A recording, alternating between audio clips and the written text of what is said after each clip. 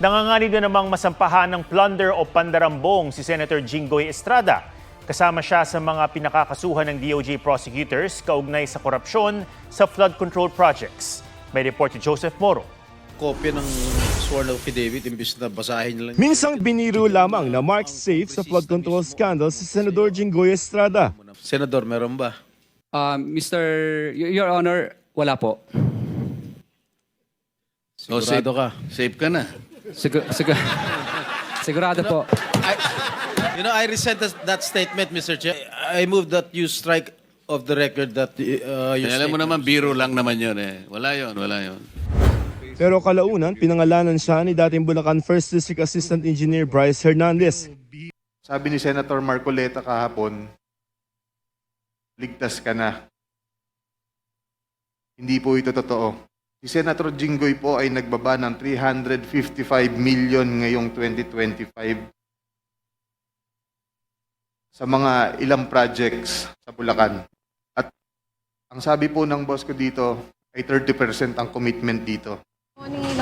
Ngayon, isa si Senador Jinggoy sa mga pinakakasuhan ng plunder, graft, direct bribery at corruption of public officials kaugnay sa ilang manumalyang proyekto kontra baha.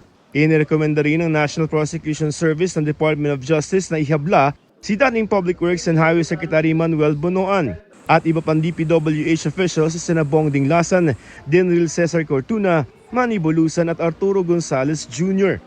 The DOJ panel concluded that there is an interconnected network of public officers who abused their official designations to manipulate project specifications, clear budgets, and rig public bidding workflows. Lumabas sa investigasyon ng DOJ ang umano'y kalakaran ng 30% kickback sa mga proyekto batay sa mga testimonya ng mga insider o umano'y kasabwat.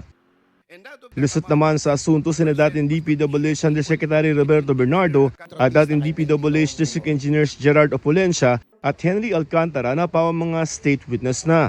Their direct personal knowledge was found vital to unraveling the bid rigging scheme, maintaining their discharge from prosecution in exchange for their continuous vital testimonies. Hindi na rin pinakakasuhan si yumaong dating DPWH Undersecretary Maria Catalina Cabral.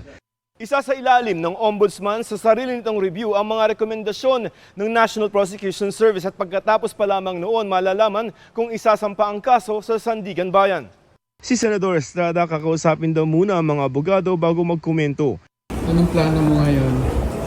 I love to talk to my lawyers. Hinihingan pa namin ng reaksyon sina Bonoan at iba pang pinakakasuhan. Joseph Morong, GMA News.